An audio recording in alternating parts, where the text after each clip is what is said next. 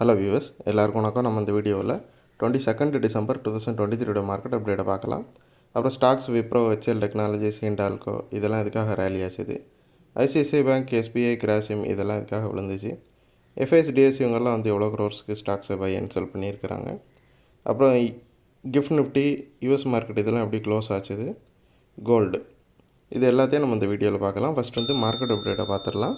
அதுக்கு முன்னாடி நீங்கள் இந்த சேனலை சப்ஸ்கிரைப் பண்ணாமல் இருந்தால் மறந்துடாமல் சப்ஸ்கிரைப் பண்ணுங்கள். அப்படியே அந்த பெல் ஐக்கானை கிளிக் பண்ணிங்கன்னா டெய்லி அப்டேட்ஸ் தவறாமல் கிடைக்கும். நிஃப்டி பார்த்திங்கன்னா ஒரு 94 பாயிண்ட்ஸ் வந்து ரேலி ஆச்சுது. சென்செக்ஸ் வந்து ஒரு 241 பாயிண்ட்ஸ் வந்து ரேலி ஆச்சுது. ஸோ ஒரு பெரிய டிப்புக்கு அப்புறமா பார்த்திங்கன்னா நிஃப்டியும் சென்செக்ஸும் கிராஜுவலாக மூவ் ஆகிட்டுருக்குது. முன்னாடி மாதிரி ரொம்ப வயலண்ட்டாக மூவ் ஆகாமல் அப் சைடு கொஞ்சம் கிராஜுவலாக இப்போதைக்கு மூவ் ஆகிட்டுருக்குது. அப்புறம் ஸ்டாக்ஸை பார்த்தோம் அப்படின்னா விப்ரோ வந்து ஒரு 28 பாயிண்ட்ஸ் வந்து ரேலி ஆகிருக்குது. அது மட்டும் இல்லாமல் விப்ரோ வந்து இந்த ரேலிக்கு அப்புறமா 52 வீக் ஹையில் இருக்குது. ஹோல் ஐடி இண்டெக்ஸ் ஃபுல்லாமே வந்து பார்த்திங்கன்னா நல்ல ரேலியை தான் சந்திச்சிட்டு இருந்துச்சு லாஸ்ட்டு ஃபியூ டேஸாகவே. இதில் வந்து விட்டு போனது பார்த்திங்கன்னா பெருசாக விப்ரோ தான். ஸோ விப்ரோவில் ரீசெண்டாக ஒரு சில குட் நியூஸஸும் இருந்துச்சு. ஸோ இந்த இண்டெக்ஸோட ரேலி கூட கொஞ்சம் விப்ரோவை நல்லாவே 52 வீக்கு ஹைக்கு கொண்டு போயிடுச்சு. ஏன்னா விப்ரோவோட ஃபண்டமெண்டல்ஸ் வந்து கொஞ்சம் நல்லா ஸ்ட்ராங்காகவே இருக்குது.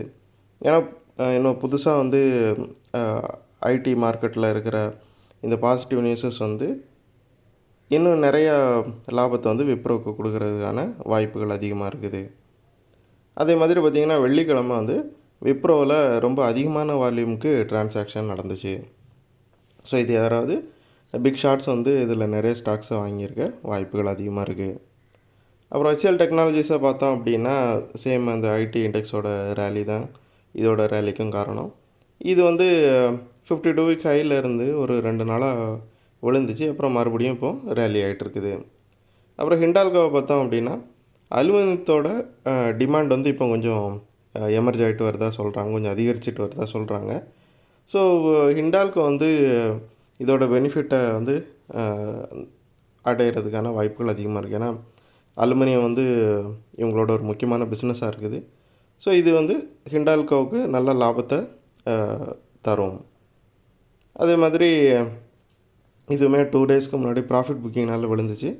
இப்போ மறுபடியும் ரேலி ஆகி மறுபடியும் 52 வீக் ஹைக்கு போயிடுச்சு. அப்புறம் ஐசிஐசிஐ பேங்கை பார்த்தோம் அப்படின்னா ஒரு 10 பாயிண்ட்ஸ் வந்து விழுந்துருக்குது. ஸோ இதுக்கு ரீசன் என்னென்னு பார்த்தோம்னா மகாராஷ்டிரா ஜிஎஸ்டி டிபார்ட்மெண்ட் வந்து டேக்ஸ் டிமாண்ட் நோட்டீஸ் வந்து ஒரு 7.74 crore வந்து அனுப்பியிருக்கிறாங்க இவங்களுக்கு. ஸோ இந்த நியூஸ்னால் கொஞ்சமாக ஐசிஐசிஐ பேங்க் வந்து விழுந்துச்சு. பட் இவங்களும் அதுக்கு அப்போஸ் பண்ணி வந்து அவங்களோட ரிப்போர்ட் வந்து கொடுத்துருக்குறாங்க. அது மட்டும் இல்லாமல் இன்னொரு நியூஸ் ஐசிஐசிஐ பேங்க்கில் பார்த்தோம் அப்படின்னா சந்தீப் பத்ராவை வந்து எக்ஸிக்யூட்டிவ் டைரக்டராக மறுபடியும் அப்பாயின்ட் பண்ணுறதுக்கு வந்து ஆர்பிஐ உங்களுக்கு அப்ரூவ் கொடுத்துருக்குது. அப்புறம் எஸ்பிஐ பார்த்தோம் அப்படின்னா 52 வீக் ஹையில் இருந்துச்சு 3 நாளைக்கு முன்னாடி. 3 நாளாக வந்து விழுந்துட்டு தான் இருக்குது. அதே மாதிரி இன்னொரு நியூஸ் எஸ்பிஐயில் பார்த்தோம் அப்படின்னா இவங்க வந்து ஒரு 1300 கோடிக்கு வேர்ல்டு பேங்க்கோட எல்ஓசி சைன் பண்ணியிருக்கிறாங்க. அது எதுக்காக பார்த்தோம் அப்படின்னா ரூப்டாப் சோலார் ப்ராஜெக்ட்ஸ்க்காக இவங்க இந்த இது வந்து கடன் மாதிரி வாங்குகிறாங்க. அப்புறம் வந்து கிராசிம் பார்த்தோம் அப்படின்னா லாஸ்ட்டு 3 நாளாகவே வந்து 52 வீக் ஹைலேருந்து ப்ராஃபிட் புக்கிங்னால் விழுந்துட்டுருக்குது. எஃப்ஐஸை பார்த்தோம் அப்படின்னா ஒரு 2828 crore வந்து செல் பண்ணியிருக்கிறாங்க. 5th கன்சிக்யூட்டிவ் டேவாக செல் பண்ணுறாங்க. டிஏஎஸ் பார்த்தோம் அப்படின்னா 2166 crore பை பண்ணியிருக்கிறாங்க. டிஏஎஸ் வந்து மறுபடியும் பை மோடில் இருக்கிறாங்க 5 நாளாக. அப்புறம் கிஃப்ட் நிஃப்டி பார்த்திங்கன்னா ஒரு 40 பாயிண்ட்ஸ் வந்து ரேலி ஆகிருக்குது. ஸோ டியூஸ்டே மார்க்கெட் ஓப்பன் ஆகிறப்போ இது பாசிட்டிவ் சைடில் ஓப்பன் ஆகிறதுக்கு தான் சான்சஸ் அதிகமாக இருக்குது. ஏன்னா மண்டே வந்து எல்லா மார்க்கெட்ஸுமே லீவு கிறிஸ்மஸ்னால். அப்புறம் யூஎஸ் மார்க்கெட்டை பார்த்தோம் அப்படின்னா யூஎஸ் மார்க்கெட் வந்து ஒரு மாதிரி மிக்ஸ்டாக தான் க்ளோஸ் ஆச்சுது.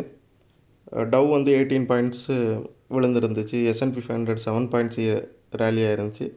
நாஸ்டாக் வந்து 29 பாயிண்ட்ஸ் வந்து ரேலியாக இருந்துச்சு. ஸோ மிகப்பெரிய மூவ் எதையும் பண்ணல. ஏன்னா இதுக்கப்புறம் வந்து ஒரு லாங்கு ஹாலிடே வரும். நிறைய பேர் வந்து அவ்வளோவா ட்ரேட் பண்ண மாட்டாங்க. ஏன்னா லாஸ்ட்டு அதாவது இயரோட லாஸ்ட் 1 வீக் கிறிஸ்மஸ்லேருந்து நியூ இயர் வரைக்குமே வந்து மேக்ஸிமம் வந்து பீப்புள் வந்து லீவில் தான் இருப்பாங்க யூஎஸில்.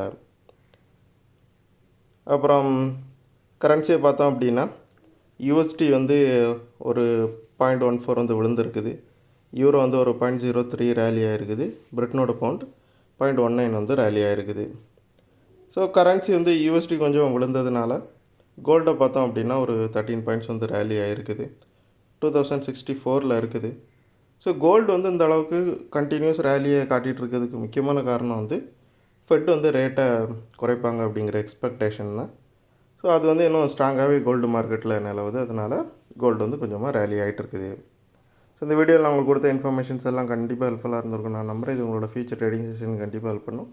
இந்த வீடியோ உங்களுக்கு பிடிச்சிருந்துச்சுன்னா லைக் பண்ணுங்கள், ஷேர் பண்ணுங்கள், மறக்காம சேனலுக்கு சப்ஸ்கிரைப் பண்ணுங்கள். அப்படியே இந்த பெல் ஐக்கானை கிளிக் பண்ணிங்கன்னா டெய்லி அப்டேட்ஸ் தவறாமல் கிடைக்கும். தேங்க்ஸ் ஃபார் வாட்சிங். Keep supporting. தேங்க்யூ.